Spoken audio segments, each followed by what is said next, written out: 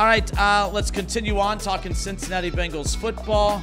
Friend of the show, of course, we got Mr. Jay Morrison, BengalsTalk.com, giving us some time. Jay, it's been a while, and a lot's changed since the last time you have come on, including the vibe, the feel, the excitement, everything. But I tell you, we're happy to have you on the show today. That's for sure.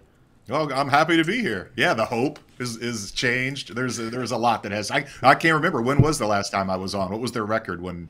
I think it was camp. I think it was before the season. I think it was camp. We were all still happy. Many moons ago. But did you ever envision? Yeah, did you ever envision at this point, heading into the bye, when you were looking at the season as a whole, did you have the bye week circled and think, oh man, we could potentially be talking about a team that's basically out of the playoff picture at this point? Oh, I have the record this year, but to be 4-7, that'd be counting on a 6-game win streak to end the season. I never thought it would look like. I thought they lose to the Patriots. You didn't think the Commanders game was going to be a loss. Had questions about the defense, absolutely, but never thought it would be this bad. I mean, this was supposed to be the growing pains kind of going away with the young core on defense, and they were going to get better as the season goes on, and it's not happening at all. The ones that are getting better, DJ Turner, Dax Hill, are now on IR and out for the year, and everybody else seems to be regressing. It's just, I don't think anybody envisioned them being where they are right now. Would you say, Jay, that this is the most disappointing season as a Bengals? I'm a Bengals fan. I've been a lifelong Bengals fan. This is the most disappointing season for me. How would you rank this season in terms of disappointment? It's up there. It might be number one. I go back to 2016 because they were coming off 5 straight playoff appearances. I think they started 4-1 that year. Yeah. And then they had a last-second loss to Pittsburgh, and it just all fell apart. And it was really kind of the beginning of the end for Marvin, even though he lasted 2 more seasons after that. But that was a really disappointing season. I think if you go back to 2006, they were coming off of that 2005 division title. Carson Palmer makes the incredible recovery to get back in time for the start of the season, and that season just went south in a hurry, and they were kind of fighting to get into the playoffs at the end. And I think, was it that the year where they had the missed extra point in Denver in the snow, and then they had the walk-off loss to the Steelers in the finale, and that one was pretty disappointing too. But they were in it. They were in it till the end. I don't know if you're going to be able to say that about this team. I think that I had so much expectation, so much hope coming in, and it's all fallen flat. Saying that, usually after a Bengals season, I have hope for the next season. Is that the case now? How far away are the Cincinnati Bengals looking into next year? Can I say that this year was just a wash and we're on to next year, or are the problems going to continue into next season as well?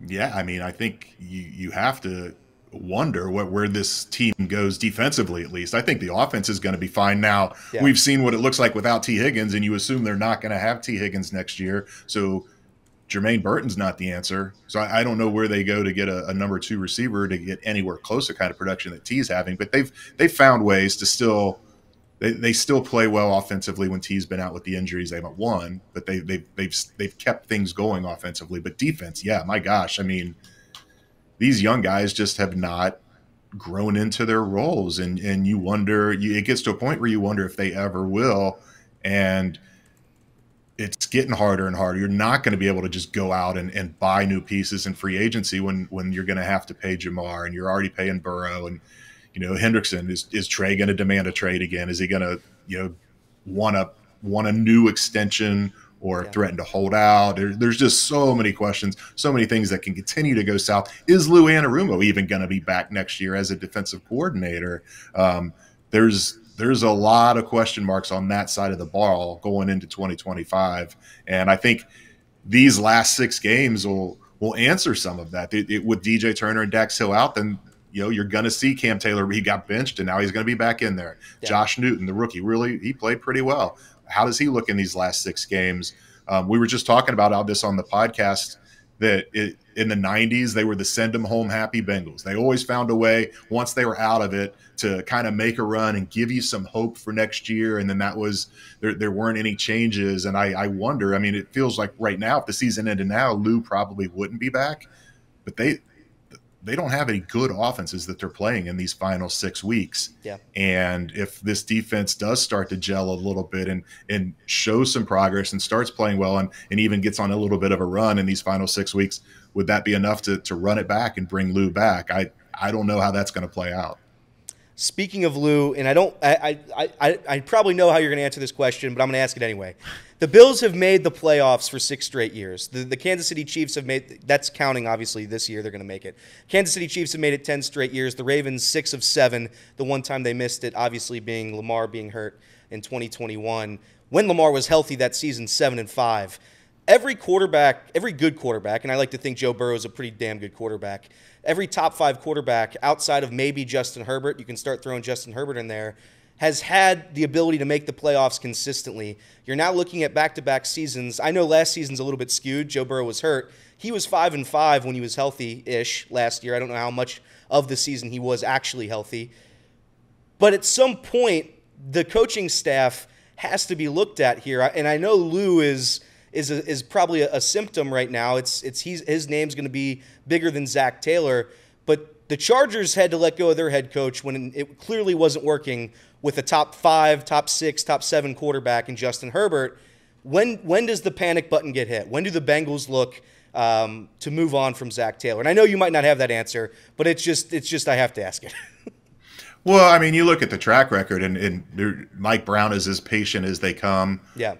And he's typically not going to pay somebody not to coach. I think where this maybe happens is if they do move on from Lou next year, whose call is it? Because I'm pretty sure he's under contract. So Mike might want to push back on that. And if Zac argues for it, then they bring in a new defense coordinator. That doesn't work well. Then I think that's where the real question. I have no doubt Zac will be back next year, no matter what happens the rest of this season.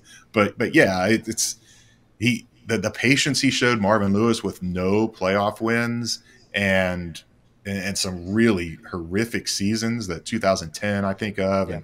And Zac's 5-2. He's taken him to a Super Bowl. What's Mike? He's 89. He knows you blow something up and start over, you may never get close again.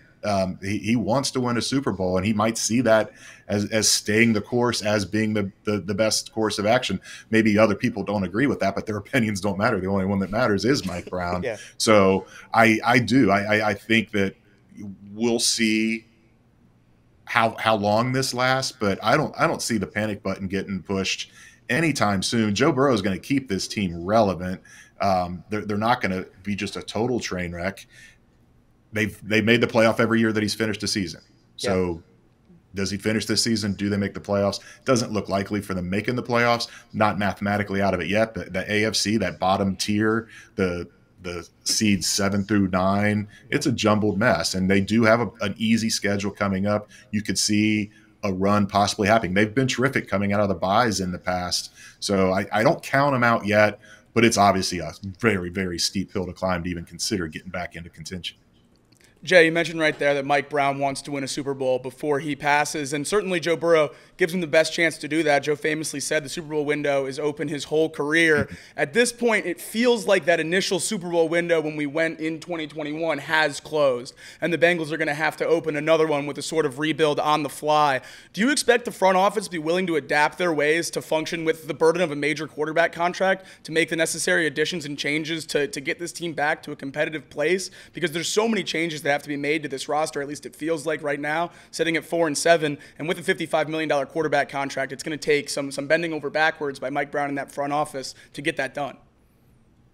Yeah, people aren't going to like the answer, but no, I don't see them ever changing their ways. And that's what you get with a family-run business. Even when Mike moves on, it's his daughter running the team and her husband and the granddaughters. And it's a philosophy, and it's ingrained in that entire building, that entire front office. And I don't see it ever changing. They famously say that they're not gonna forfeit one season for another. They view every season as valuable, and they're never gonna be like the Rams saying F them picks and going all in and going for it. they're just that's not the way they've operated, and they're just going to keep doing it the way they're doing it and hoping to catch lightning in a bottle like they did in 2021. And yeah, the bottle's got a bigger mouth on it when Joe Burrow's your quarterback, and I think they think it can still happen, but I don't see them making the kind of financial moves that puts the following season, the following 2 seasons in jeopardy. There's really seems to be no unified message at this point out of the locker room after these gut-wrenching losses. We see different quotes from coaches and the different players. Culture has been such a big thing for Zac Taylor in Cincinnati. I know it's not an easy yes or no question. You're certainly not on the team or anything like that, but it feels like Zac is starting to lose his grip on the locker room a little bit. Have you been getting that impression at all? I don't know if he's losing his grip. We've heard Jamar kind of call Zac out before, and I think it was week 2, week 3 of his rookie year after they lost in Chicago. He said that, and I don't think he's lost the locker room, but it happens in this league. That's why teams cycle through coaches as fast as they do. Marvin was an anomaly, and it just gets stale, even if they don't necessarily lose respect for the coach. Just messages get stale, and it's kind of the in one ear, out the other thing, and yeah, we've heard this before, all of that. So I think that's where you freshen it up is you go and you get a new defensive coordinator, and you've got a new voice in that room. You've got a new philosophy defensively, and that's how they keep things fresh. It sounds so repetitive in the post-game press conferences because it is. They right. keep losing the games the same way. They can't finish, and I don't know what they can say. And I think we kind of get banged on a little bit too for asking the same questions. But it's like, well, you have to ask the same questions when they keep doing the same thing, and that maybe goes back to the culture where he's developed such a good culture that no one is willing to throw anybody else under the bus. At some point, somebody on this offense needs to stand up and tell the defense they've got to pull their weight, that this is the reason this team is failing right now. Following Sunday Night Football's game, Zac said that it wasn't time for a panic and wholesale changes. You said that you don't expect Zac to be fired after this season. What do you think it takes in these last few weeks for Zac to admit that, hey, it is time for a little bit of panic and some major changes, whether it's the coaching staff below him with Lou and the new defensive coordinator, or some major roster changes, cutting guys that you may have just signed this past offseason? What will it take to end this season for him to admit that there are some major changes necessary in this locker room? Well, I think that's what he was saying, is now's not the time. I don't think he's out. I don't think he's ruling out changes at the end of the season. That would be crazy to do. But I'm with him here. What are you going to do? You're not going to cut Evan McPherson right now. Look what right. the Chiefs got Harrison Butker on IR, and they had to go sign a guy off the Jets practice squad. There's as bad as Evan's been recently, there's no better option out there. And you're not going to fire a coach at this point. You're not going to have a new.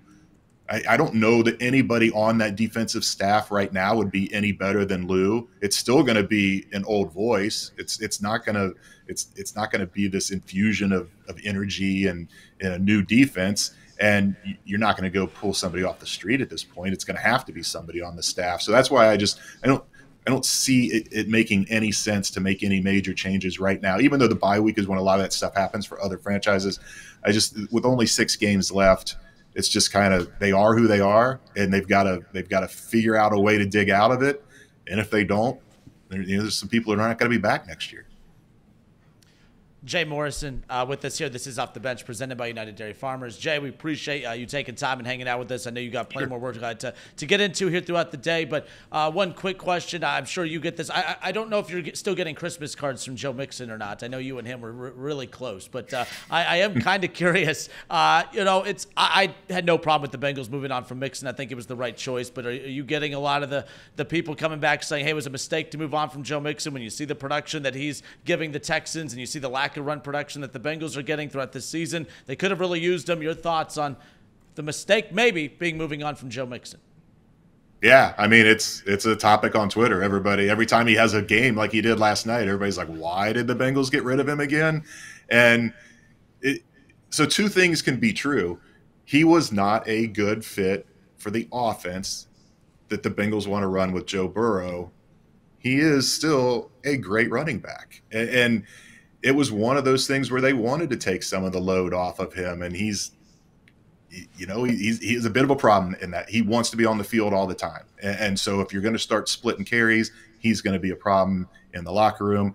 He's not good at pass protection at all. And so with the Bengals throwing the ball as much as they do, it just wasn't a good fit. And it was just like a coach. His time in Cincinnati had run its course. I don't think anybody was saying he was washed up. He wasn't the right fit here anymore. And just like Lou, I think Lou could go get another defensive coordinator job somewhere else and be fantastic. And maybe that team goes to the playoffs, but sometimes you just need that change, the change of scenery, so to speak, for a person. But it is hard for Bengal fans. It's got to be to watch what Joe Mixon's do. And we just talked about this on the podcast too. I looked, Joe Mixon has 15 explosive runs. That was the big reason they got rid of him. Not so much the mercurial aspect of his personality and the lack of pass protection. They needed to be more explosive in the run game, and they felt that Joe got whatever was blocked. If it looked like the play should get 4 yards, it got 4 yards. He wasn't breaking tackles. He wasn't getting 12, 15, 20-yard runs. Well, this year he has 15 explosive runs. Chase Brown has 12. And Joe Mixon's played 8 games, and Chase Brown has played 11. Now, Joe's had a lot more carries than Chase Brown, but Joe Mixon's found that explosiveness that wasn't here. He wasn't a fit. Is that Joe's fault? Is that the coach's fault for not finding something to fit him? You can debate that, but I'm happy for him. I think it's great to see him kind of have this resurgence. He was hurt. He was definitely hurt by the way the Bengals cut him, then traded him for a 7th-round pick. He's definitely playing like he wants to stick it to him, and good for Joe. Anytime a guy that could go out and have that kind of season after getting let go, you got to be happy for him. You have media availability coming up when you're about to head to the stadium here shortly. What are some of the big storylines you're looking for? What are you working on right now heading to the stadium? What's the thing you're most intrigued by as far as the players you're going to be able to talk to today? Well, we won't get any players. We're only I believe they're gone for the bye already. So we're going to get defensive coordinator Lou Anarumo, offensive coordinator Dan Pitcher, maybe special teams coordinator Darren Simmons. That'll be a question. What the heck is going on with Evan McPherson? How did they get him out of it? Is the operation a part of this? Is the snap, the hold? They're not awful, but this is, every year Evan's having to get adjusted to a new holder, new snapper, sometimes both. How much of that plays into it?